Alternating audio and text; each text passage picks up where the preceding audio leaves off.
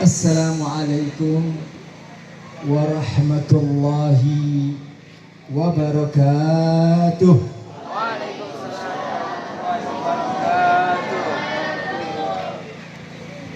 Bismillahi ma sya Allah, la yasugul khaira illallah. Bismillahi ma sya Allah, la yasrifus su'a illallah. Bismillahi ma sya Allah, ma kana min ni'matin fa min Allah.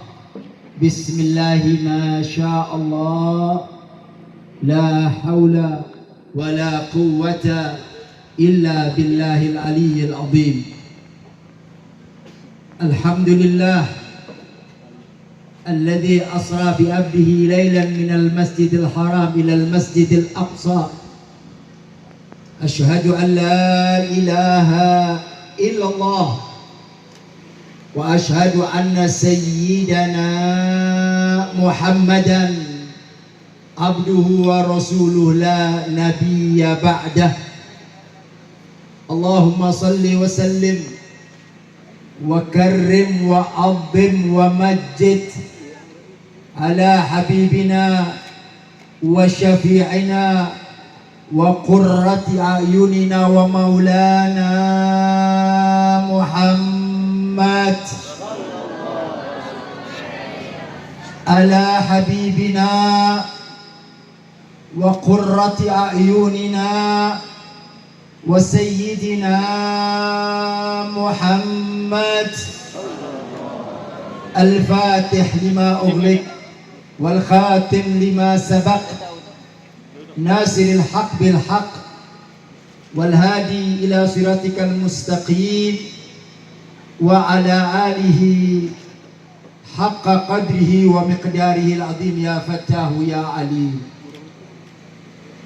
yang sama kita muliakan, sama kita cintai segenap para alimul ulama, para masyayikh, para tuan-tuan guru, para tokoh yang langsung diasuh dan langsung dididik oleh Al-Mukarram wal Muhtaram Al-Ustadz Nanang Suryana hafidhahullahu wara'ah. Dan juga hadir di tengah-tengah kita para alimul ulama. Dan alhamdulillah, di samping Al-Faqir, seorang ulama besar, seorang pendidik yang luar biasa, Kiai Haji Oyo, mudah-mudahan Allah berikan panjang umur kepada beliau, dan mudah-mudahan Allah berikan sehat badannya, Allah menangkan perjuangannya, Allah istiqomahkan dakwanya. Amin ya rabbal alamin. Begitu juga para pemirsa ajengan yang lain yang tidak bisa saya sebutkan namanya satu persatu, tapi insya Allah tidak mengurangi rasa takzim, rasa hormat saya kepada mereka. Kita doakan mudah-mudahan guru-guru kita Allah panjangkan usianya, Allah sehatkan badannya, Allah angkat kedudukannya, Allah muliakan kehidupannya. Amin ya rabbal alamin. Dan tak lupa juga salam hormat, salam takdim saya sampaikan kepada segenap panitia yang telah bekerja keras untuk mewujudkan acara yang sangat amat mulia ini. Mudah-mudahan salam hormat kepada segenap keluarga besar Front Persaudaraan Islam Ciamis yang telah hadir mendampingi Al-Faqir berada di tempat ini. Kita doakan mudah-mudahan langkah-langkah mereka diberkahi oleh Allah Subhanahu wa taala, perjuangan mereka diberikan kekuatan oleh Allah Subhanahu wa taala dalam rangka menegakkan amar ma'ruf dan nahi mungkar. Amin ya rabbal alamin. Dan pada akhirnya salam ta'zim, salam hormat saya sampaikan kepada segenap kaum bapak, kaum ibu, hadirin wal hadir. Alhamdulillah, yang pertama dan yang paling utama, marilah kita bersyukur kepada Allah Subhanahu wa taala yang mana pada malam hari ini adalah malam yang sangat istimewa.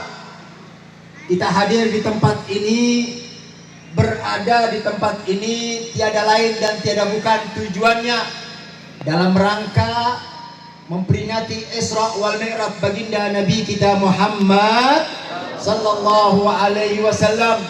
Mudah-mudahan hadirnya kita di tempat ini menjadi satu sebab turunnya keberkahan dari Allah Subhanahu wa taala. Kita berdoa kepada Allah, mudah-mudahan tidaklah kita keluar dari tempat ini kecuali Allah sudah angkat kedudukan dan derajat kita. Allah ampuni segala dosa-dosa kita. Allah angkat kedudukan dan derajat kita. Allah bahagiakan kehidupan kita. Dan mudah-mudahan berkat baginda Nabi kita Muhammad sallallahu alaihi wasallam, yang sakit mudah-mudahan Allah sembuhkan. Yang punya kesulitan mudah-mudahan Allah angkat kesulitannya. Yang punya hutang mudah-mudahan Allah lunasi hutangnya. Dan adik-adik kita yang belum dapat jodoh, mudah-mudahan dapat jodoh yang soleh dan soleha.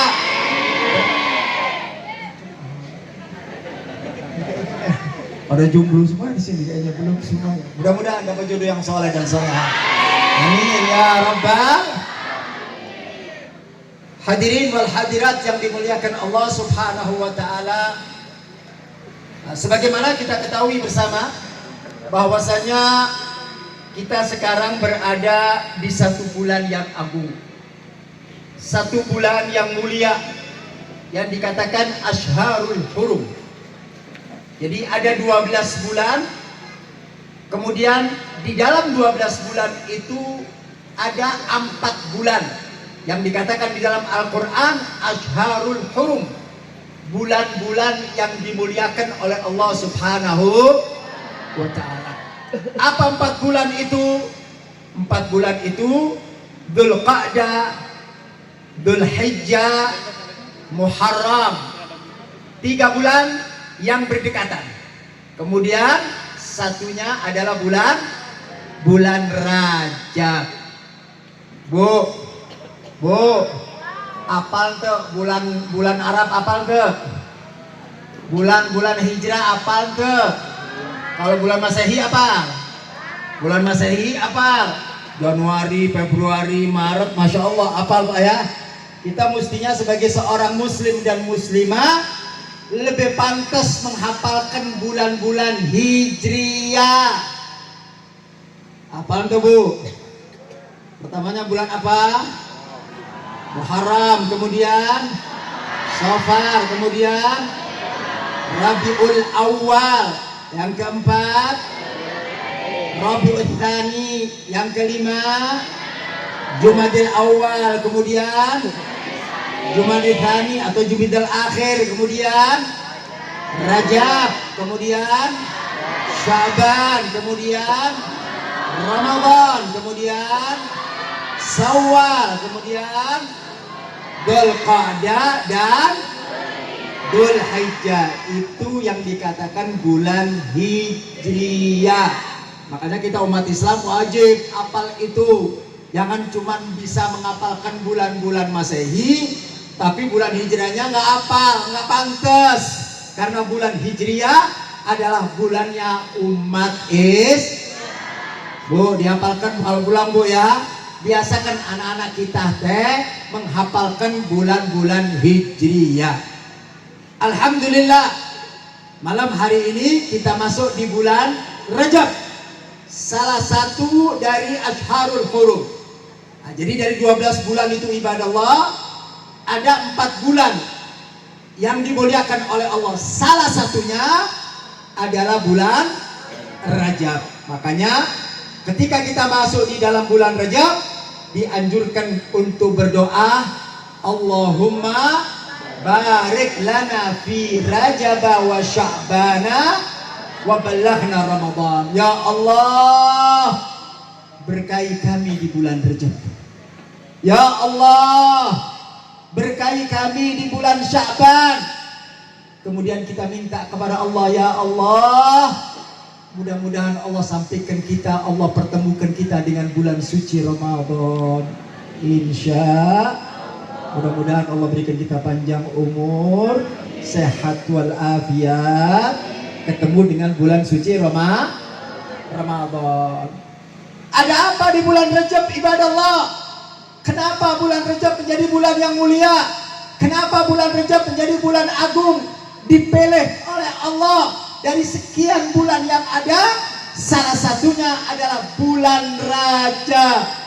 Bulan Rajab adalah bulan yang mulia. Bulan Rajab adalah bulan yang agung. Bahkan banyak riwayat-riwayat hadis yang memerintahkan kepada kita untuk apa? Apabila datang bulan Rajab, hendaklah kita memperbanyak amal soleh. Nah, jadi kalau datang bulan Rajab, ibu bapak sekalian, gunakan bulan Rajab untuk apa? Untuk memperbanyak ibadah. Di antaranya untuk memperbanyak berzikir kepada Allah. Di antaranya untuk memperbanyak berpuasa di bulan Rajab.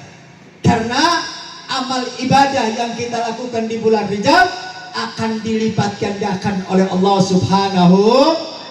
Bahkan Nabi kita Muhammad sallallahu alaihi wasallam di dalam hadisnya yang begitu jelas dan gamblang, apa beliau katakan? Rajab syahri, Rajab Rajab syahrullah, Sya'ban syahri, Ramadan syahru ummati. Sadaqah Nabi sallallahu alaihi wasallam. Apa Nabi katakan? Bulan Rajab adalah bulan Allah. Sya'ban adalah bulan baginda Nabi kita Muhammad sallallahu alaihi wasallam. Sedangkan Ramadan adalah bulan umatnya Nabi kita Muhammad sallallahu alaihi wasallam. Luar biasa, Nabi mengatakan Rajab syahrullah. Rajab adalah bulannya Allah. Apa maksudnya dikatakan bahwa bulan Rajab adalah bulannya Allah? Para ulama menjelaskan maksud dan tujuan daripada bulan Rajab dikatakan bulannya Allah. Bulan Rajab ay syahrul istighfar. Nah, jadi bulan Rajab itu Pak adalah bulan di mana kita diperintahkan oleh Allah Subhanahu wa taala untuk memperbanyak membaca memohon ampun kepada Allah Subhanahu. Makanya Bu, kalau datang bulan Rajab jangan lupa banyak-banyak membaca bahkan kita diajarkan oleh para ulama kita.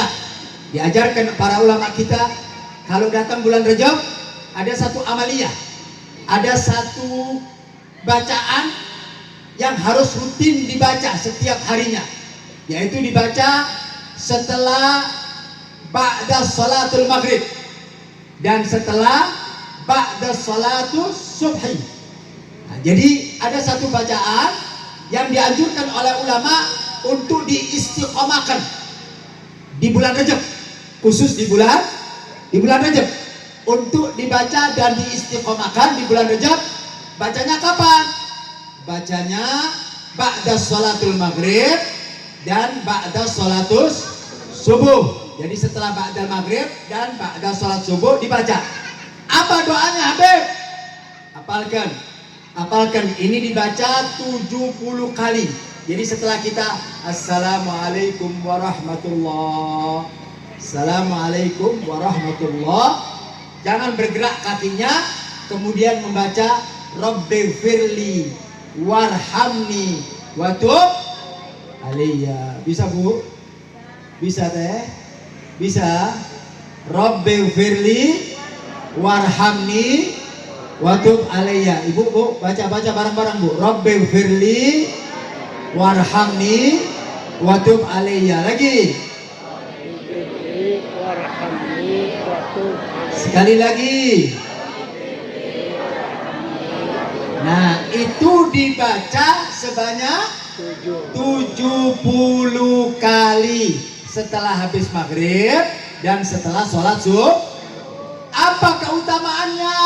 Para ulama menjelaskan siapa orang yang membaca doa tersebut selama bulan Rajab tak pernah putus, dari awal bulan Rajab sampai akhir bulan Rajab dia selalu membaca doa tersebut antara maghrib dan subuh, maka semua dosanya, sebanyak apapun dosanya, bahkan dikatakan mithlu zabalil bahar, walaupun dosanya seperti sebanyak buih yang ada di laut, akan diampuni oleh Allah Subhanahu. Nah, jadi kalau kita Bu baca dari awal sampai akhir selama bulan Rajab, membaca itu 70 kali, insya Allah dosa-dosa kita akan diampuni oleh Allah Subhanahu wa ta'ala. Amin. Amin. Saya mau tanya Bu, dosa kita banyak nggak Bu? Banyak nggak Bu? Yang kenceng jawabnya banyak nggak? Dosa kita banyak Bu. Tapi alhamdulillah datang bulan Rajab, Allah memberikan kesempatan kepada kita untuk apa? Agar dosa-dosa kita diampuni oleh Allah Subhanahu. Berkat siapa ini kalau bukan berkat perjuangan baginda Nabi kita Muhammad Sallallahu Alaihi Wasallam. Karena kita menjadi umat Nabi Muhammad, kita diberikan satu hadiah yang besar oleh Allah. Karena kita menjadi umat Nabi Muhammad, kita mendapatkan prioritas dibanding umat-umat yang lain. Umat Nabi Muhammad sebanyak apapun dosa yang dia lakukan, sebanyak apapun maksiat yang dia kerjakan, datang bulan Rajab saudara, begitu dia baca Rabbighfirli warhamni wa tub alayya, selama bulan Rajab itu dia baca saudara, sebanyak apapun dosa yang kita lakukan, sebanyak apapun maksiat yang kita kerjakan, berkat doa tersebut insya Allah dosa-dosa kita akan diampuni oleh Allah Subhanahu wa ta'ala. Segala maksiat kita akan diampuni oleh Allah Subhanahu. Habib, saya baru mendengar keterangan ini baru malam ini Habib. Udah kelewatan kayaknya. Hah? Udah kelewatan. Sekarang tanggal berapa? Nah, 10 Rajab, iya. Udah kelihatan 10 hari. Gimana Habib? Ngedengarnya baru malam ini. Hah? Enggak apa-apa, karena ilmunya baru dapat malam ini. Jadi mulai besok habis sholat subuh, assalamualaikum tong molor. Paham tuh Bu? Paham tuh? Kan udah ngaji, kan udah paham, ya kan? Kan kita udah ngerti. Taunya baru malam ini, nggak apa-apa. Nanti insya Allah mudah-mudahan Allah berikan kita panjang umur. Ketemu bulan Rajab tahun berikutnya, jangan lupa baca doa tersebut dari awal bulan Rajab sampai akhir bulan Rajab. Tapi untuk sekarang nggak apa-apa, udah dapat dispensasi lah. Walaupun dosanya begitu banyak, nggak apa-apa. Insya Allah lambat, tapi kita mendapatkan ilmunya baru sekarang. Jadi insya Allah dari mulai besok ba'da sholatus subuh siap untuk dikerjakan, siap dijalankan, siap Bu. Ingat doanya nanti. Rabbighfirli warhamni wa tub. Nah, nanti ibu pulang ajarin suaminya pulang ajarin istrinya, yang di rumah yang belum ngaji, yang belum dengar daripada fadail ini, ceritakan kepada mereka sehingga kita besok sama-sama untuk memulai bacaan tersebut insya. Kemudian apalagi Habib keutamaan daripada bulan Rajab ini? Saya masih belum membahas tentang Isra wal Mi'raj. Ini dulu pembukaan dulu. Ini ngajinya insya Allah agak panjang dikit. Kira-kira jam 2 selesai lah. Siap. Paling kenceng siap deh. Habibnya yang nggak siap deh. Bu, yang semangat ngajinya Bu ya. Udah makan belum? Udah makan belum? Yang ini udah, yang sana belum Bu ya? Nanti insya Allah begitu bubar makan bareng-bareng insya Allah. Ada nasi kebuli tuh? Insya Allah ngaji. Ngaji itu sebaik-baiknya hadiah adalah al-ilm. Sebagus-bagusnya hadiah itu adalah ilmu, bukan makanan. Jadi kita kalau mau hadir pengajian teh yang dicari tong makanan. Kadang-kadang kalau hadir maulud teh yang dicari naon? Makanan. Rejeban yang dicari naon? Makanan. Jangan, yang dicari adalah ilmu. Makanan teh bonus. Tujuan kita dari rumah belajar ke tempat sini untuk apa? Untuk mengambil ilmunya baginda Nabi kita Muhammad. Karena tidak ada satu hadiah, satu makanan yang terbaik adalah adalah ilmunya baginda Nabi kita Muhammad Sallallahu Alaihi Wasallam. Pulang dari tempat ini dapat ilmu, itu adalah hadiah yang terbaik. Jadi bukan makanan. Kalau dapat makanan, alhamdulillah. Kalau nggak dapat, innalillah. Oh ya. Jadi tujuannya untuk mencari baik. Kita lanjutkan kembali, Bu. Tadi setelah kita ajarkan doa yang dibaca di bulan Rajab. Kemudian fadhailnya apalagi Habib di bulan Rajab? Para ulama menjelaskan apabila datang bulan Rajab, hendaklah kita memperbanyak berpuasa. Nah, jadi kalau datang bulan Rajab, kita punya Nabi SAW itu banyak sekali dalam riwayat-riwayat Nabi kalau datang bulan Rajab, Nabi memperbanyak puasa. Nah, jadi datang bulan Rajab itu Nabi paling banyak berpuasa, melatih diri untuk berpuasa. Kenapa? Persiapan untuk bertemu dengan bulan suci Ramadan. Jadi kalau kita datang bulan Rajab, usahakan ada yang namanya Shaum Rajab, bulan puasa, berpuasa di bulan Rajab. Ambil saja kalau bisa dari tanggal 1 sampai tanggal 10 boleh. Kalau dari tanggal 1 sampai 10 nggak kuat, ambil saja hari kita Kamis, Senin. Yang penting dalam bulan Rajab. Yang bagus lagi kalau dia berpuasa Shaum Daud. Tahu Shaum Daud? Sehari puasa, sehari tidak. Sehari puasa, sehari enggak. Itu namanya Shaum Daud. Intinya ibadah Allah bahwasannya kalau datang bulan Rajab, hendaklah kita memperbanyak puasa. Istighfar jangan lupakan. Kemudian memperbanyak puasa. Dan secara global, secara keseluruhan, jadikan bulan Rajab adalah bulan memperbanyak menabung pahala, memperbanyak ibadah kepada Allah Subhanahu wa Ta'ala. Jadi bulan Rajab dijadikan bulan amal ibadah yang baik kepada Allah Subhanahu wa Ta'ala. Istighfar diperbanyak, baca Quran diperbanyak, berpuasa pun diperbanyak, sedekah pun juga diperbanyak. Kenapa? Karena bulan Rajab adalah bulan Syahrullah, bulannya Allah Subhanahu wa Ta'ala, sehingga amalia yang kita lakukan di bulan Rajab akan dilipat gandakan nah, jadi jangan lupa Bu ya, bulan Rajab diisi Bu, karena kita nggak pernah tahu, kita ini nggak pernah tahu apakah nanti tahun depan bisa ketemu lagi sama bulan Rajab. Wallahu a'lam, nggak ada yang tahu. Sekarang ada kesempatan kita bertemu bulan Rajab, manfaatkan. Nah, jadi jangan ditunda-tunda ya. Wala taqul li syai'in inni fa'ilun dzalika ghadan. Jangan suka mengatakan, "Oh, Habib, saya sudah terlanjur masuk bulan Rajab, belum beramal baik, udahlah nanti bulan Rajab yang akan datang." Jangan. Ya, ketika kita melakukan kebaikan itu ibadah Allah, jangan pernah ditunda-tunda. Sekarang kita tahu, ya udah amalkan. Sekarang kita ngerti, ya udah kerjain.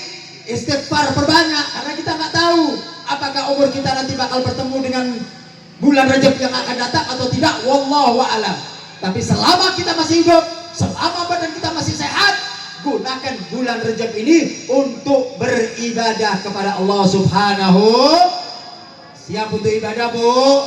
Siap untuk berpuasa? Lakukan terus di bulan Rajab agar kita mendapatkan kemuliaan dari Allah Subhanahu. Nah, jadi itu yang pertama yang ingin saya mau sampaikan, keutamaan daripada bulan Rajab. Jadi jangan sampai bulan Rajab ini lewat begitu saja, sedangkan kita tidak mengumpulkan amal ibadah. Jangan ya, sayang, umur kita sudah bertambah. Kita ini umur sudah bertambah, masuk bulan Rajab umur kita sudah bertambah. Jadi jangan sampai umur kita bertambah, umur kita makin tua, tapi amalia kita masih sedikit, ibadah kita masih sedikit. Jadi jangan sampai umurnya panjang, ibadahnya sedikit, umurnya banyak, amal ibadahnya sedikit. Itu manusia-manusia yang merugi. Jadi selama kita masih diberikan sehat walafiat, jangan pernah meninggalkan ibadah kepada Allah Subhanahu. Sehat dan panjang umur adalah merupakan satu modal yang Allah berikan kepada kita. Mudah-mudahan bisa kita pakai untuk ibadah kepada Allah Subhanahu wa ta'ala. Baik, saudara, di dalam bulan Rajab ada satu kejadian besar. Ada satu kejadian yang maha dahsyat yang terjadi kepada manusia agung, manusia mulia, manusia istimewa, Habibina Muhammad sallallahu alaihi wasallam. Jadi di bulan Rajab ini, Bu, ada satu kejadian besar yang langsung diabadikan oleh Allah di dalam Al-Qur'an. Jadi satu kejadian besar yang diabadikan oleh Allah di dalam Al-Qur'an. Kenapa? Karena kejadian ini adalah kejadian yang maha dahsyat. Kejadian ini adalah kejadian yang sangat amat luar biasa, yang tidak diberikan kepada para nabi yang lain, yang tidak diberikan kepada para rasul yang lain, dan tidak diberikan kepada makhluk yang lain kecuali baginda Nabi kita Muhammad. Para nabi yang lain, para rasul yang lain, para hamba-hamba yang lain yang dicintai oleh Allah tidak pernah mendapatkan satu kemuliaan yang seperti kemuliaan ini diberikan kepada baginda Nabi kita Muhammad sallallahu alaihi wasallam.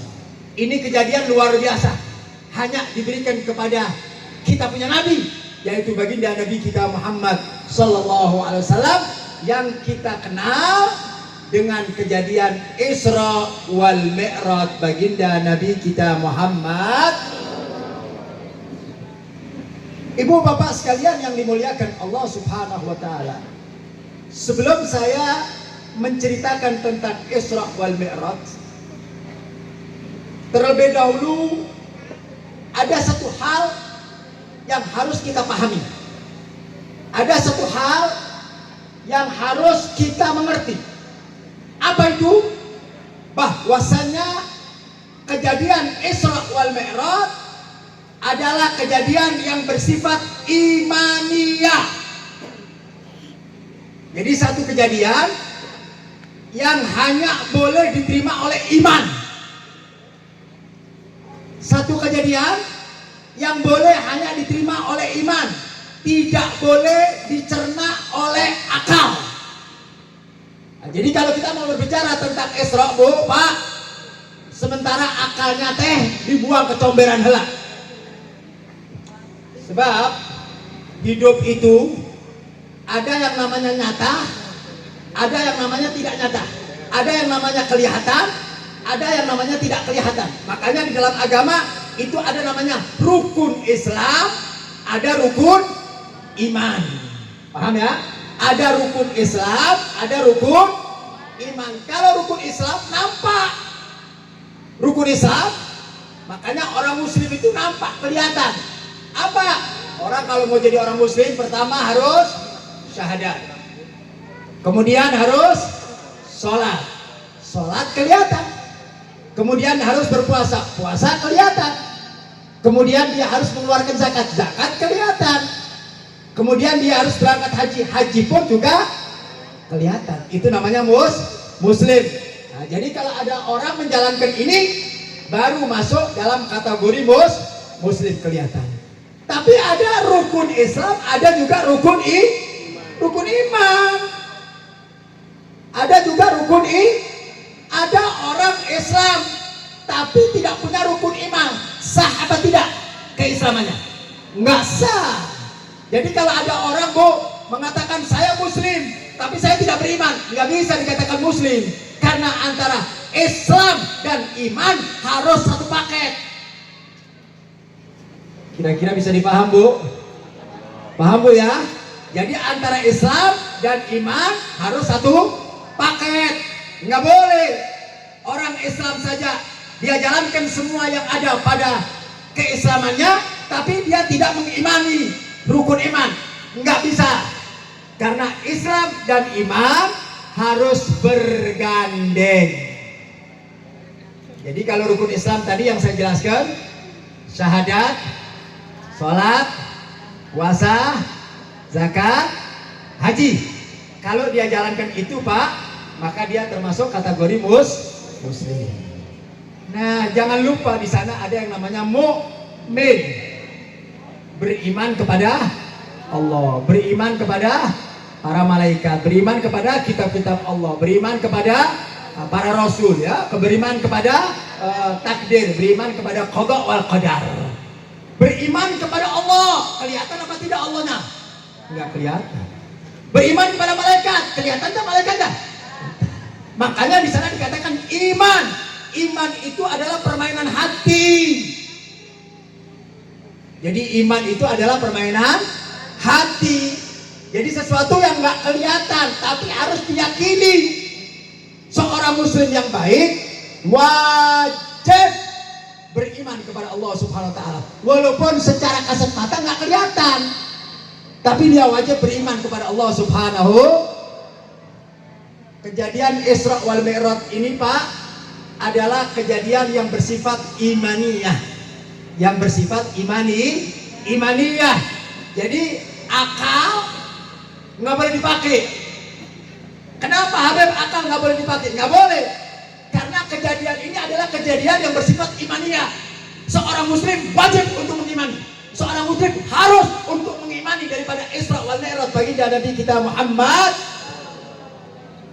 Karena Pak, kalau dihitung dengan akal, kalau kita pakai akal untuk mengimani atau untuk mempercayai daripada kejadian Isra Nabi SAW, akal nggak bisa nerima, Pak.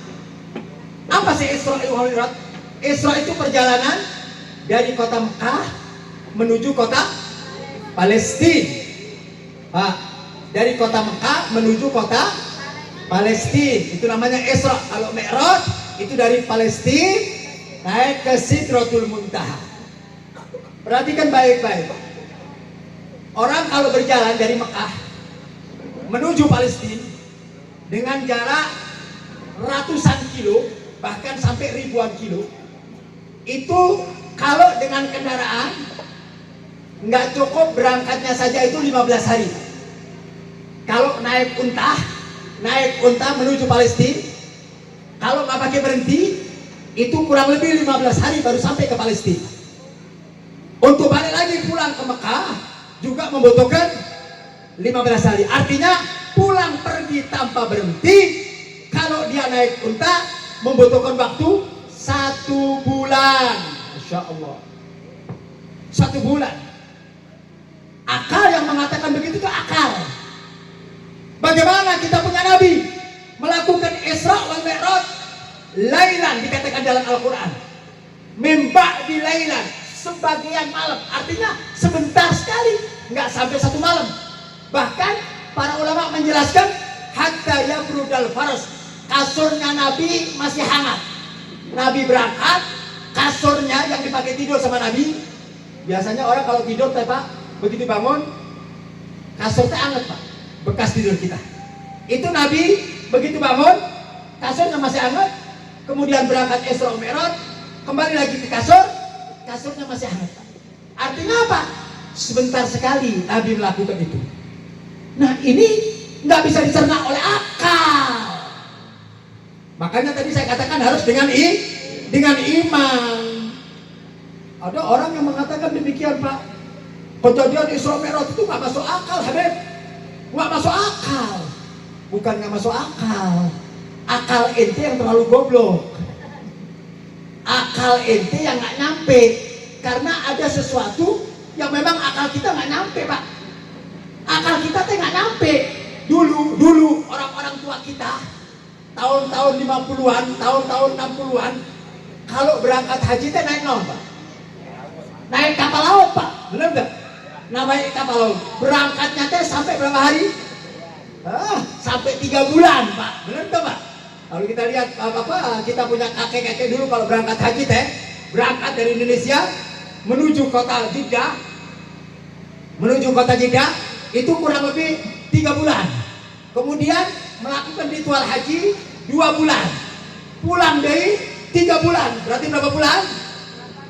8 bulan. Orang dulu teh Bu kalau haji 8 bulan. Ayeuna kumaha? Cepat. Ayeuna kumaha? Berangkatnya dulu 3 bulan. Ayeuna kalau kita berangkat umroh Mudah-mudahan Allah takdirkan kita berangkat umroh, berangkat haji, amin. Ziarah ke makam Nabi Muhammad sallallahu alaihi wasallam. Kita berangkat umroh nih Bu, Pak. Naik pesawat sampai ke Jeddah berapa jam? 9 jam. 9 jam. Dahulu orang mengatakan nggak masuk akal. Orang dulu bilang, nggak masuk akal, bisa ke Jeddah, bisa ke Mekah 9 jam, nggak masuk akal. Pada waktu itu memang akal mereka belum nyampe. Paham tuh? Pada waktu itu akal mereka tuh belum nyampe. Tapi buktinya ayeuna kita berangkat haji, berangkat umroh cukup dengan 8 jam sampai 9 jam sampai ke kota Mekah. Nah, jadi artinya Pak, segala sesuatu itu nggak bisa diukur oleh akal. Yang kedua, Isra wal Mi'raj adalah bagian daripada mukjizatnya Nabi Shallallahu Alaihi mukjizat. Bu, tahu mukjizat tak Bu? Tahu mukjizat tak Bu? Mukjizat itu sesuatu yang luar biasa yang terjadi pada diri Rasul dan pada diri Nabi. Mukjizat itu namanya sesuatu yang kharikul adat, keluar dari akal manusia. Manusia nggak bisa mikir. Kalau sudah bicara tentang mukjizat, maka manusia tidak bisa berpikir dengan akal sehat. Karena itu berbicara tentang iman. Jelas Pak ya? Berbicara tentang Nabi, mukjizatnya Nabi diantaranya ketika sedang duduk, orang-orang kafir datang kepada Nabi sambil mengatakan, ya Muhammad, kalau engkau benar-benar seorang Rasul, kalau engkau benar-benar seorang utusan Allah, tuh bulan, itu di depan ada bulan, coba belah bulan itu menjadi 2. Yang satu suruh ke kanan, yang satu suruh ke kiri. Kalau model ajengan disuruh begitu kumaha teh? Kalau zaman sekarang nih untuk membuktikan benar-benar ajengan teh, benar-benar ajengan teh, orang pinter teh, orang minta bukti, Pak. Kalau Bapak teh benar-benar ajengan, ayeuna bulan, coba buktikan. Separuh suruh ke sana, separuh suruh ke sini. Bisa enggak ajengan teh? Mending enggak jadi ajengan teh begitu teh. Benar enggak, Pak? Benar enggak? Memang ajengan tidak punya yang namanya mukjizat, sehingga ajengan tidak bisa membuktikan. Nah, mukjizat itu hanya diberikan oleh baginda Nabi kita Muhammad dan para rasul lain. Nabi dengan mukjizatnya, dengan kebesaran Allah Ta'ala, Nabi angkat tangannya, kemudian Nabi belah dengan tangan dari bumi, saudara. Dari bumi dibelah, kemudian bulan tersebut terbelah menjadi 2. Yang satu sebelah kanan, yang satu lari ke kiri. Orang kafir lihat luar biasa. Melihat mukjizat Nabi, orang-orang kafir kagum.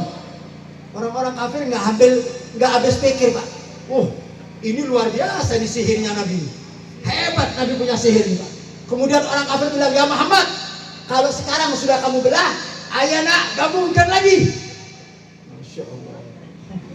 Ini kalau ujiannya ajengan model kia teh, Pak. Dia jadi ajengan teh.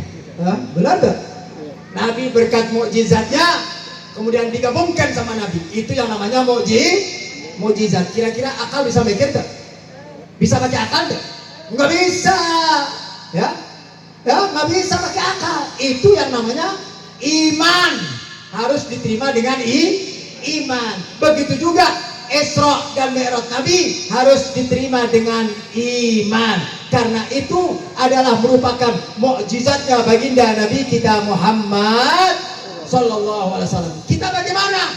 Udah, kita yang punya iman percaya apapun yang datang dari Nabi, apapun yang diucapkan oleh Nabi, sungguh kita akan percaya semua yang dikatakan oleh baginda Nabi kita Muhammad. Jadi sekali lagi Pak, jangan sering-sering pakai akal. Jangan sering-sering pakai akal. Apa sih di samping hikmahnya daripada Isra Mi'raj ini? Pertama, itu adalah mukjizat. Yang kedua, melatih keyakinan iman kita kepada Allah Subhanahu wa Ta'ala. Ada satu hal yang ingin saya mau sampaikan, Bu. Dengerin, Bu. Kalau tadi saya cerita tentang Isra Mi'raj, kalau kita pakai akal, kita sering mengatakan itu suka itu namanya nggak masuk akal, Habib. Bagaimana mungkin Nabi bisa perjalanan dari kota Mekah ke Palestina? Nggak masuk akal. Kita ini dalam kehidupan kadang-kadang juga sering mengatakan segala sesuatu dengan kalimat tidak masuk akal. Paham tuh? Ini Bu, Pak, Bu, hidup jangan terlalu banyak akal. Orang kalau terlalu banyak menggunakan akal, akhirnya jadi manusia gelo. Perhatikan baik-baik. Orang hidup nih Pak, jangan cuma pakai akal. Ya, akal perlu dipakai, tapi jangan bergantung kepada akal. Akal bukan segalanya, tapi kita punya iman kepada Allah. Terkadang ada sesuatu yang tidak masuk akal, tapi kalau Allah menakdirkan, idza arada syai'an an yaqula lahu kun fayakun. Paham tuh Bu? Bu, jadi pakai iman. Akal teh jangan sering dipakai, liar kalau pakai akal terus teh Pak hidup Pak. Benar, benar. Bu, beberapa bulan yang lalu ada kejadian yang sampai rame, viral. Seorang manusia, seorang anak manusia penjual es teh. Penjual es teh. Maaf, orang miskin. Setiap ada pengajian jual es teh. Jual es. Rumahnya teh ngontrak 2 meter kali 2 meter. Rumahnya teh sempit, orang miskin. Tapi lihat, ketika Allah bermain, lihat ketika Allah menakdirkan di rumah Allah Ta'ala dalam hitungan detik, manusia yang miskin ini menjadi manusia yang kaya raya. Betul? Betul? Masya Allah. Tahu kan ceritanya kan? Masya Allah. Ada seorang kiai, mulutnya tadi diplesetkan ke Allah Ta'ala. Mulutnya diplesetkan. Jarang dia mengucapkan kalimat itu. Tiba-tiba goblok. Gara-gara goblok jadi miliuner. Gara-gara goblok jadi jutawan. Dan gara-gara goblok beli mobil. Gara-gara goblok beli rumah. Gara-gara goblok bisa berangkat umroh. Katanya orang tadi mending dipanggil goblok, terus Pak. Benar gak? Benar gak? Mau dipanggil goblok dikasih 500 juta? Hah? Mau? Misalnya HP panggil goblok 500 juta, mau gak? Beb, jangan sekali goblok, jangan 200 kali juga gak apa-apa. Benar gak? Yang penting dapat 500. Saya mau tanya, itu yang jual es kira-kira pernah kepikir nggak? Nggak. Hah? Nggak. Pernah kepikir nggak kalau dia bakal punya uang 500 juta? Kepikir nggak? Hah? Kepikir nggak? Jangankan cuma lihat Bu, mimpi aja nggak pernah jual. Mimpi aja nggak pernah. Kepikir nggak kalau dia bisa beli rumah? Nggak kepikir. Kepikir nggak kalau dia bisa beli mobil? Nggak kepikir. Kepikir nggak kalau dia bisa berangkat umroh? Nggak kepikir. Tapi ketika Allah bermain, nih Bu, ini jadikan pegangan hidup. Makanya kita ini kalau hidup jangan suka ngandalin otak, ngandalin akal, ngandalin tenaga. Allah dilupain. Ini Pak hidup Pak. Kita ini semua ngandalin pikiran, ngandalin ilmu, ngandalin tenaga, ngandalin kehebatan. Allahnya kemana? Kita ini jauh dari Allah. Ngandalin akal dan pikiran nggak bisa. Orang hidup butuh Allah. Ini kita ngejauh sama Allah Ta'ala sih. Bisnis yang dipikirkan teh akal lah teh. Biar Pak, kalau semua dipikir dapat enggak gelo. Benar gak? Benar gak? Allahnya teh kemana? Lihat Pak, ini bisa menjadikan satu pembelajaran. Artinya apa? Bu, di dunia ini nggak ada yang mustahil. Jangan suka ngomong, kayaknya mustahil. Dulu ada jamaah saya Bu, jamaah majelis saya. Beb, ada jamaah majelis saya. Dia punya cita-cita ingin berangkat umroh. Datang ke Habib. Beb, saya teh kepingin berangkat umroh Beb, tapi kayaknya mustahil Beb. Kenapa saya bilang mustahil? Iya Beb, rumah aja ngontrak, motor kreditan. Hah?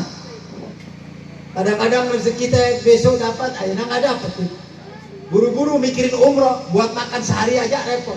Saya bilang ini yang menyebabkan, kalimat kamu ini yang menyebabkan kamu tidak bisa berangkat umroh.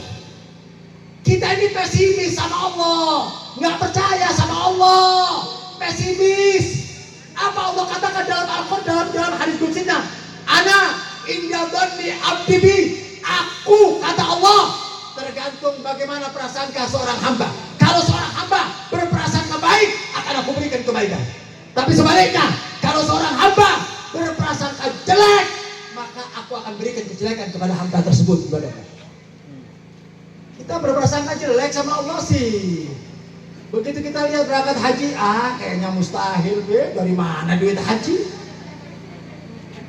Lihat mau umroh, sampai dulu pernah Pak, dulu ada jamaah Habib kepingin berangkat umroh, nggak punya duit, ingin berangkat umroh nggak punya duit.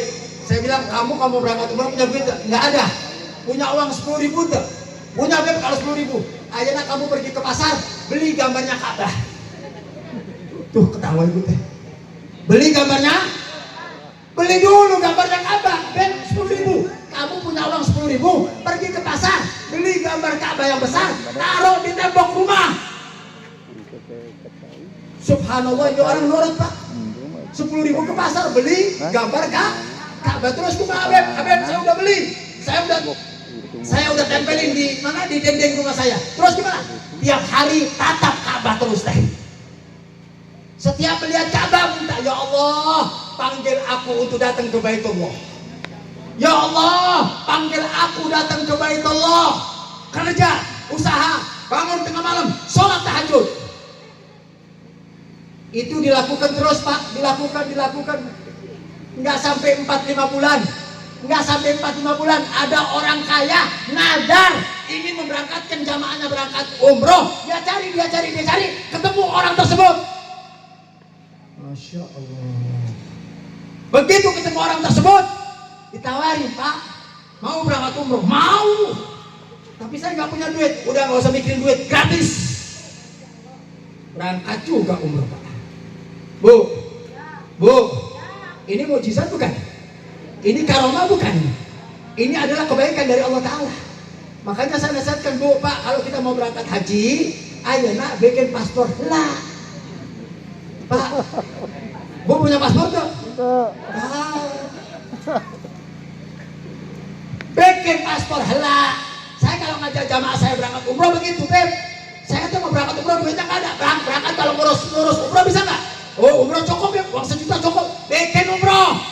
Ntar kalau ditanya di imigrasi, ngapain bikin umroh? Berangkat haji, tau saja gitu.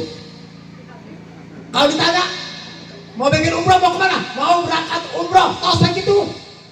Tong riwah, imigrasi juga nggak bakal ngeberangkatin kita. Benar tak? Bikin Pak, bikin paspornya. Begitu bikin ditanya sama imigrasi, mau kemana? Umroh. Kapan berangkatnya? Kumaha nanti wae lah, pokoknya umroh wae lah. Benar tak?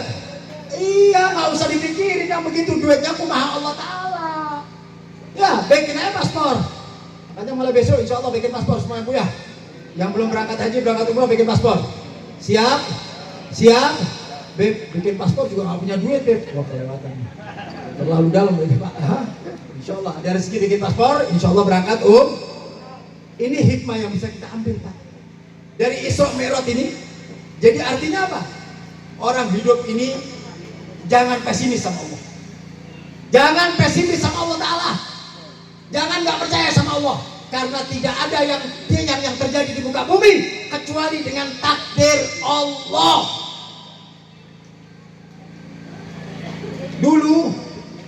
Dulu zaman Nabi ada seorang sahabat namanya Julaibib. Seorang sahabat namanya Julaibib. Pak, maaf, ini sahabat ini mukanya termasuk kategori muka yang jelek. Hitam, pendek, jelek, pesek.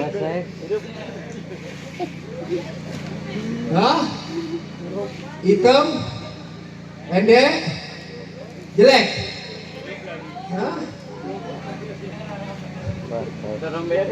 Datang ke Nabi. Ketika lagi dua-dua sama Nabi, bareng-bareng sama Nabi ditanya, Julaibab, kamu kepingin nikah gak? Ingin ya Rasul. Bagaimana gak kepingin ya Rasul? Terus kenapa gak nikah? Ya saya kan tahu diri ya Rasul. Muka pas-pasan model kia, hitam, jelek, perempuan mana yang mau sama saya? Perempuan yang mana yang mau sama saya ya Nabi? Saya ini hitam, jelek, budak lagi. Mana perempuan yang mau sama saya? Kemudian Nabi iseng tanya, kamu sudah punya pilihan nggak? Oh kalau pilihan punya ya Rasul. Pilihan aja. Pilihan aja. Tapi saya tahu diri. Saya nggak mungkin nikahi perempuan tersebut. Nabi tanya, perempuan yang mana yang kamu pilih? Disebutkan namanya. Anaknya Fulan. Yang disebutkan teh anaknya seorang, kalau ayeuna gitu anaknya bupati gitu.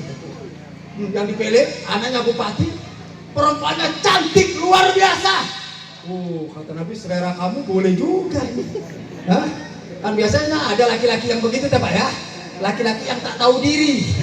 Laki-laki yang tak tahu diri, muka pas-pasan, kerjaan juga nggak punya, motor butut, tapi keinginannya ada perempuan cantik, anaknya Pak Lurah atau anaknya Pak RT, kepinginnya ke sana. Dalam hati, kayaknya pesimis ini Pak.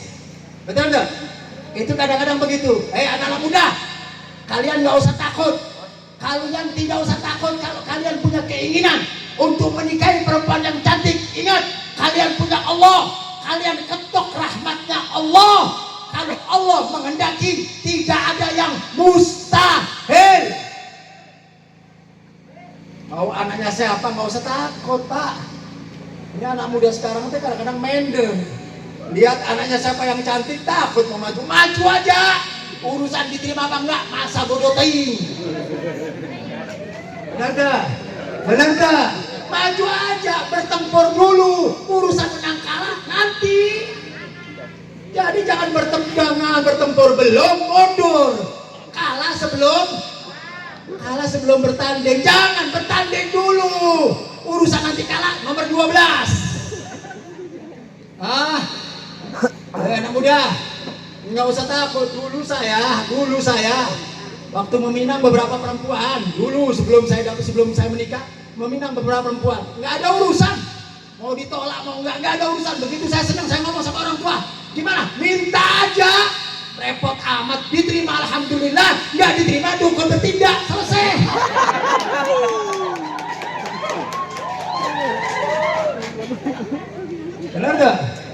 Benar gak? Nggak usah takut Pak. Hidup ini gantungkan sama Allah Ta'ala. Nggak ada yang mustahil. Berapa banyak kita lihat laki-lakinya ganteng, laki-lakinya gagah, perempuannya pas-pasan, nilainya 5,5, pendek, hidungnya besar, pendek, hidungnya besar, kulitnya hidung. Tapi kalau Allah menjodohkan, jadi enggak? Perhatikan Pak, perhatikan sekarang yang ada di sekitar kita. Kadang-kadang perempuannya cantik, seperti boneka Barbie, cantik luar biasa. Suaminya model kio. Benar gak? Suaminya model kio, benar gak? Banyak nggak sebanding. Tapi kalau Allah nakdirkan bisa nggak? Jadi enggak? Kalau Allah yang nakdirkan jadi enggak? Nggak ada yang bisa menghalangin. Kenapa? Itu semua adalah kebesaran Allah Subhanahu Wa Taala. Makanya kalau hidup nggak usah tanggung-tanggung, nisbatkan kepada Allah, sandarkan hidup kepada Allah, nggak usah takut. La yakhafuna laumata laim, nggak peduli siapapun yang mau mencaci kita. Yang penting Allah ridho, kerjakan apa yang diridhoi oleh Allah. Begitu hidup Pak. Ini Isra Mi'raj ngajarin kita teh iman. Kita teh kurang iman sama Allah. Besok teh makan naon, ayeuna dipikirin. Besok kumaha besok? Gak ada nasi, rumput lembok kayak teh. Repot amat Pak. Kita hidup kadang-kadang susah, suka ngandalin akal sih. Bener tuh? Ngandalin akal, bener tuh? Beberapa bulan yang lalu Bu, ada seorang ibu datang ke Habib. Selesai pengajian datang. Dia bilang, Habib doain. Saya ini punya anak perempuan cuma 1. umurnya sudah hampir 22 Habib, tapi belum dapat jodoh. Riwah ibu nanti bingung lihat anak umur 22 belum dapat jodoh, udah bingung. Kadang-kadang perempuan ada yang umur 30 belum dapat jodoh, ini 22 bingung. Saya bilang, bu, nggak usah bingung, anak ibu teh dagangannya Allah Ta'ala. Yakin tak kalau jodoh datang dari Allah Ta'ala? Yakin tak kalau jodoh datang dari Allah Ta'ala? Kita manusia nggak usah mikirin, walaupun anak kita umur 20, 21, 25, 20 atau 29 belum dapat jodoh, nggak usah khawatir. Kalau kita berjalan sesuai dengan aturan Allah, insya Allah Allah akan kirim jodoh yang terbaik buat anak kita. Yang dekat sama Allah Ta'ala. Iya, kita ini kadang-kadang kurang yakin sama Allah, Pak Haji. Itu bagian kadang-kadang kurang yakin sama Allah Ta'ala. Anak belum nikah, riwah. Rumah belum bisa bayar kontrakan, bingung. Tempatin aja. Habib, nanti kalau sudah datangnya, ya kalau sudah waktunya, insya Allah Allah kasih rezeki, betul. Kita ini kadang-kadang pikir anak kita teh, pikir masa depan kita, masa besok aja peruan, mikirnya kita, benar tak? Mikirin teh masa depan, gak usah. Hidup teh Pak, nih dengerin baik-baik, bu, perhatikan baik-baik. Saya kasih satu prinsip dalam hidup, letakkan di dalam hati kita. Letakkan di dalam hati dan pikiran kita bahwa hidup ini adalah tuntunan Allah. Bos, gak usah takut. Besok kumaha besok aja. Pekerjaan kumaha pekerjaan. Besok mikirin makan, insya Allah. Kalau kita taat kepada Allah, kalau kita patuh kepada Allah, kalau kita ibadahnya rapi, insya Allah Allah akan ngatur kehidupan kita. Kepingin diatur sama Allah, sholat subuh jam 8.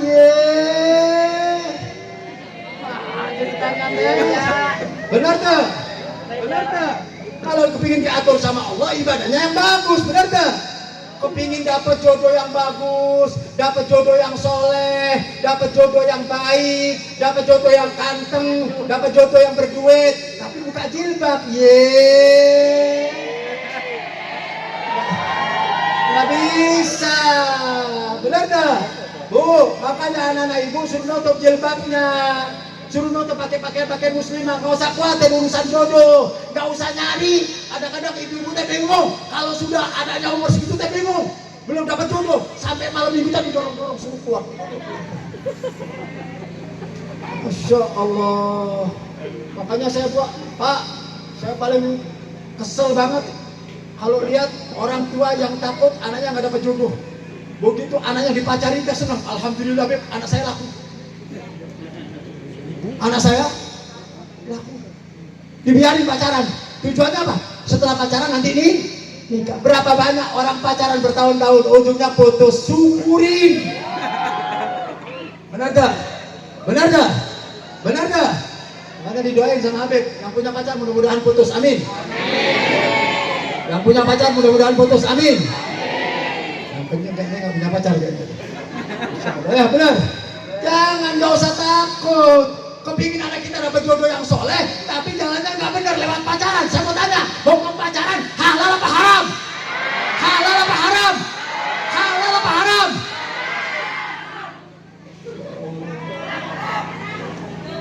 Tahu hukum pacaran haram, anaknya dibiarin pacaran orang tua cicing weye. Dasar orang tua gelo. Paling gede kalau ada orang tua teh, baik bapak maupun ibu, lihat anaknya diapelin sama laki-laki yang bukan muhrimnya. Malam minggu dijemput, alhamdulillah Habib, anak saya sudah punya pacar. Gelo. Model apa orang tua yang begitu teh? Kita tahu hukum pacaran adalah haram, tapi kita biarkan anak-anak kita, anak-anak perempuan kita dipegang, dijamah dengan lelaki yang bukan muhrimnya.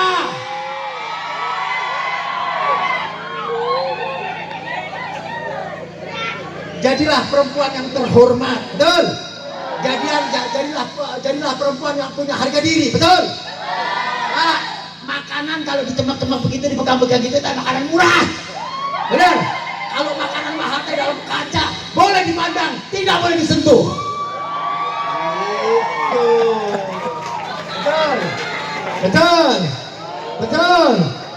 Nah, kalau kita sudah jaga anak-anak perempuan seperti itu, tutup pakai kerudung yang rapi, pakai jilbab, bila perlu pakai cadar kelihatan matanya saja. Nggak usah khawatir, Habib kalau pakai cadar kelihatan matanya, terus kapan datangnya jodoh? Jodoh datang dari Allah. Betul, betul. Nggak usah khawatir. Makanya saya katakan kita di hidup kurang yakin sama Allah, kurang yakin sama Allah. Sing yakin sama Allah, Pak. Ada seorang perempuan yang tidak pernah keluar dari rumah, tapi Allah kirim lelaki yang baik. Kenapa? Karena perempuan tersebut adalah perempuan yang terhormat, perempuan yang menjaga agamanya, dikirim oleh Allah jodoh yang baik. Ini Pak. Jadi hidup saya sadarkan dengan Allah. Jangan pakai karena di dunia ini nggak ada yang masuk akal, nggak ada Pak. Jangan pakai dibikin ini nggak masuk akal, nggak ada. Semuanya bisa terjadi. Hari ini orang bisa kaya raya, besok dia bisa menjadi orang yang paling miskin, saudara. Betul? Sebaliknya, hari ini dia jadi orang miskin, besok jadi orang kaya. Betul? Semua bisa terjadi, Pak. Semua itu bisa terjadi. Ayo nak kita menderita, besok kita bahagia. Hidup itu seperti itu. Jadi gak usah ragu. Yang penting tugas kita adalah mendekatkan diri kita kepada Allah Subhanahu wa Ta'ala. Sholat yang benar, ngaji yang getol, sholat tahajud, bangun. Ibu bangun tuh. Ini tahajud nggak pernah, sholat berjamaah nggak pernah, ngaji nggak pernah, dzikir nggak pernah, sholawat nggak pernah, maksiat, maksiat banyak. Benar tuh, benar tuh. Nah, kalau kita udah jalannya udah benar, hidup ini Pak Bu dalam genggaman Allah, nggak usah khawatir. Rezeki kumaha Allah. Kalau itu rezeki kita, nggak akan pernah lari dari kehidupan kita. Nggak ada ceritanya rezeki salah alamat. Ayo rezeki salah alamat. Nggak ada Pak rezeki salah alamat. Kalau itu rezeki kita, walaupun muter kemana-mana, tetap balik ke kita. Benar? Karena itu adalah punya kita, rezekinya. Jadi kalau kita semuanya kembali kepada Allah Ta'ala, rapi sama Allah Ta'ala, lihat baginda Nabi kita Muhammad Sallallahu Alaihi Wasallam, manusia agung, manusia istimewa, manusia hebat. Siapa yang tidak mengenal baginda Nabi kita Muhammad Sallallahu Alaihi Wasallam, Afdalul Anbiya wal Mursalin. Nabi paling mulia adalah baginda Nabi Muhammad SAW. Saya mau tanya Pak, Bu, Nabi punya dosa enggak? Nabi punya dosa enggak? Nabi nggak punya dosa, Bu. Nabi maksum, dijaga oleh Allah Ta'ala. Mata qaddama min dzambi wa mata akhar. Sebelum dan sesudahnya Nabi tidak punya dosa. Artinya Nabi maksum, dijaga oleh Allah Ta'ala. Saya mau tanya, kita punya dosa enggak? Banyak. Nggak usah dijawab, punya dosa enggak? Banyak dosa kita Pak ya. Nabi yang nggak punya dosa, setiap malam Nabi bangun sholat tahajud. Setiap malam Nabi bangun sholat tahajud, hatta yatawarram gadamau, sampai kaki Nabi bengkak-bengkak. Masya Allah. Nabi yang nggak punya dosa, sholat tahajudnya kakinya sampai bengkak-bengkak Pak. Nah kita yang punya dosa tahajud, Libur. manusia, masih hidup di belakang. Bu, Nabi yang nggak punya dosa, sholat tahajud kakinya sampai bengkak-bengkak. Yang nggak punya dosa kita, yang setiap hari berbuat dosa, mau tidur dosa, bangun tidur dosa, di rumah dosa, di jalan maksiat. Kapan tahajudnya? Nih, kita nyata kurang dekat sama Allah Ta'ala. Jadi la yalumanna ila nafsak, jangan salahkan kecuali kau punya diri. Allah Ta'ala, kalau kita jauh sama Allah Ta'ala, Allah pun akan jauh sama kita. Tapi sebaliknya, kalau kita mendekat kepada Allah, maka Allah pun akan mendekat kepada kita. Jadi kalau ibadah kita getol, ibadah kita bagus, ibadah kita baik, Allah akan mendekat kepada kita. Allah akan cinta sama kita. Kalau sudah Allah cinta sama kita Pak, ya Allah, apa yang diminta sama kita dikabul sama Allah Ta'ala. Makanya kadang-kadang kita ini berdoa bertahun-tahun, doa kita belum dikabulin sama Allah. Kenapa? Karena kita banyak maksiat sama Allah Ta'ala. Karena kita banyak berbuat dosa. sehingga doa kita nggak digabulin sama Allah Ta'ala. Tapi kalau kita hidup rapi, hidup kita benar sesuai dengan tuntunan dan ajaran Allah, insya Allah segala kebutuhan hidup akan dikabul oleh Allah Subhanahu wa Ta'ala. Jadi sekali lagi, di antara hikmah yang terpenting di dalam Isra wal Mi'raj yaitu perjalanan Nabi, artinya tidak ada sesuatu yang mustahil yang terjadi di muka bumi. Nggak ada yang mustahil. Kalau kita dekat sama Allah, insya Allah segala permintaan kita, segala keinginan kita akan dikabul oleh Allah Subhanahu wa Ta'ala. Ini masalah imaniyah. Kuatkan iman kita kepada Allah. Dengan apa, Habib? Dengan menjalankan segala perintah Allah dan meninggalkan segala larangan Allah Subhanahu wa Ta'ala. Malam ini kita bisa mengambil sebuah pembelajaran. Apa? Idza arada syai'an an yaqula lahu kun fayakun. Artinya apa yang terjadi di muka bumi ini enggak ada yang mustahil. Kalau Allah menghendaki pasti terjadi. Kalau Allah menghendaki pasti terwujud. Tinggal bagaimana keyakinan kita kepada Allah. Makanya saya katakan, jangan sering-sering mengatakan mustahil. Kayaknya nggak mungkin, Bib. Ini mustahil. Nggak boleh. Kita punya Allah. Kita harus yakin sama Allah. Yang maha kuat siapa? Allah. Yang maha kaya siapa? Allah. Yang maha perkasa siapa? Allah. Ya, perhatikan. Kita tiap hari baca ayat suci Al-Quran surat Al-Fatihah. Iyyaka na'budu wa iyyaka nasta'in. Lihat kalimatnya. Iyyaka na'budu. Hanya kepada Allah kalian menyembah. Artinya apa? Ibadah dulu. Kerja dulu. Setelah itu wa iyyaka nasta'in. Setelah itu Allah tempat kita bergantung.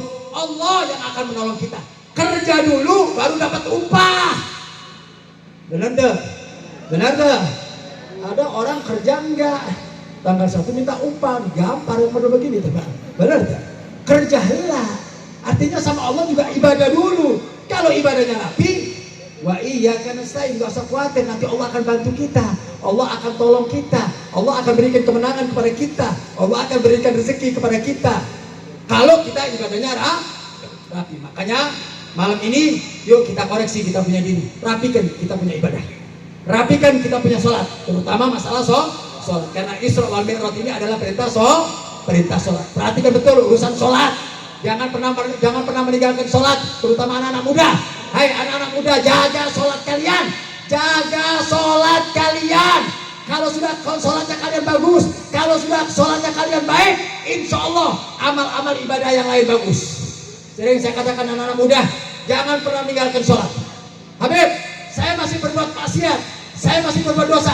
Ya, insya Allah berkat sholat yang kita kerjakan, dosa-dosa kita akan diampuni oleh Allah Ta'ala. Silakan anak-anak muda, kalau kalian masih bermaksiat, belum bertobat kepada Allah, nggak apa-apa.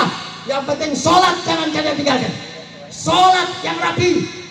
Sehebat apapun kemaksiatan Anda, kalau sudah sholatnya rapi, insya Allah berkat sholat, ibadah daripada maksiat kalian, insya Allah berkat sholat yang kita kerjakan, kemaksiatan kita akan diampuni dosanya oleh Allah Ta'ala berkat daripada sholat. Jaga sholat. Orang kalau sudah sholatnya rapi, sholatnya bagus, maka insya Allah semuanya pun akan menjadi bagus. Jadi ini hikmah daripada Isra wal Mi'raj agar kita yakin kepada Allah. Dan yang kedua, sholat rapikan. Mudah-mudahan Allah Subhanahu wa Ta'ala menjadikan kita hamba-hamba yang istiqomah, hamba-hamba yang senantiasa berada di jalannya Allah Subhanahu wa Ta'ala. Dan mudah-mudahan kita senantiasa mendapatkan bimbingan dari Allah Subhanahu wa Ta'ala, diberikan kebahagiaan dari dunia sampai akhirat. Amin ya rabbal alamin. Salatullah salamullah ala taha Rasulillah. Salatullah salamullah ala yasin habibillah. Salatullah salamullah ala taha Rasulillah. Salatullah salamullah ala yasin habibillah.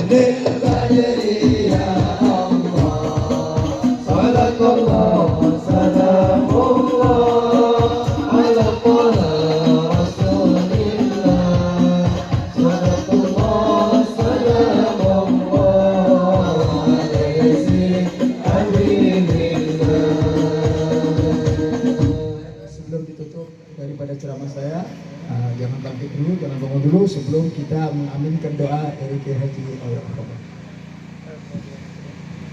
Allahumma salli wa sallim ala sayyidina wa habibina wa syafi'ina wa karimina wa maulana Muhammad wa sallim kulla ashabi rasulillahi ajma'in. Amin ya Allah ya rabbal alamin ya arhamar rahimin ya arhamar rahimin ya arhamar rahimin.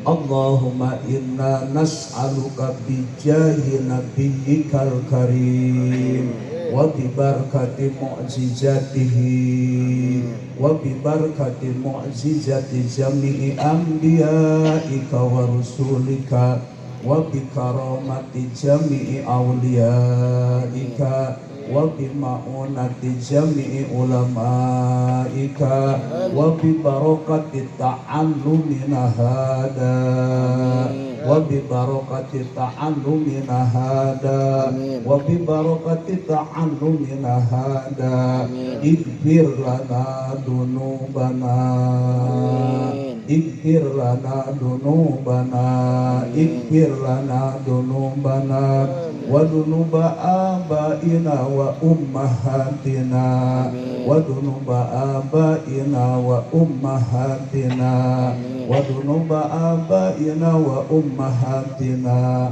wa jami'a masyayyihina wa jami'a masyayyihina wa muallimina wa murabbina wa jami'a masyayyihina wa muallimina wa murabbina wa sabbit imanana wa islamana wa ihsanana wa sabbit imanana wa islamana wa ihsanana wa sabbit imanana wa islamana wa ihsanana waj'alna ya Allah wa azwajana wa dhurriyyatina wa jami'at talamidina wa talamidatina wa jami'a qaumina khususan jami'al hadirin fi hadal maqam min jumlati ibadikas salihin al khasiin waj'alna walahum ya Allah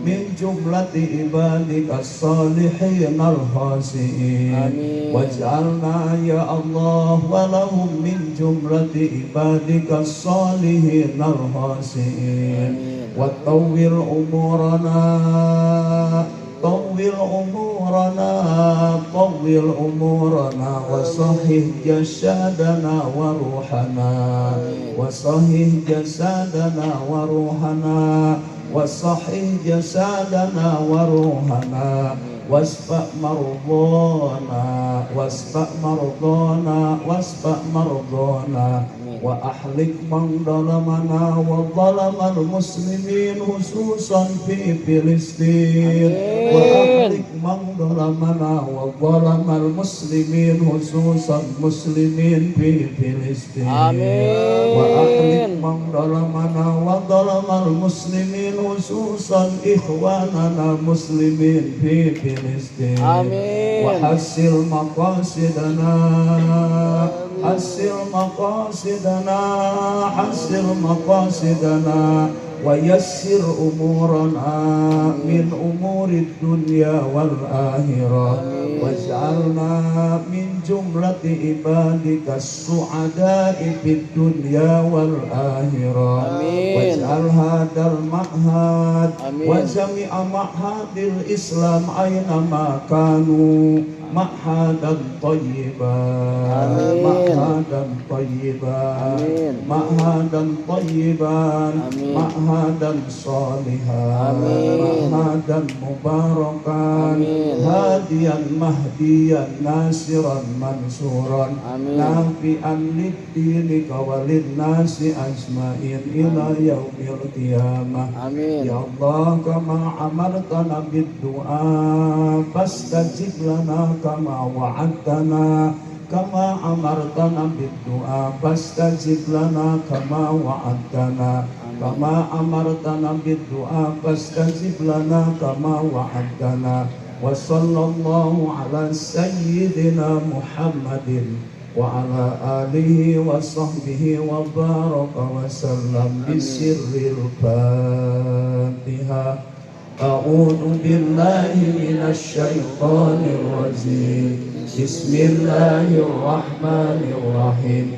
الحمد لله رب العالمين الرحمن الرحيم مالك يوم الدين. إياك نعبد وإياك نستعين. اهدنا الصراط المستقيم صراط الذين أنعمت عليهم غير المغضوب عليهم ولا الضالين. Jazakumullah khair. Mudah-mudahan doa yang disampaikan oleh Kiai Yoyo menjadi doa yang diijabah oleh Allah Subhanahu wa taala. Amin. Yang terakhir, punten barangkali ada kalimat hati yang kurang berkenan, yang kurang sopan dan menyinggung perasaan, mohon dibukakan pintu maaf yang sebesar-besarnya segala kekurangannya. Mudah-mudahan Allah Subhanahu wa taala pertemukan kita kembali insyaallah. Itu saja barangkali. Hadza wa lakum minkum. Assalamualaikum warahmatullahi wabarakatuh.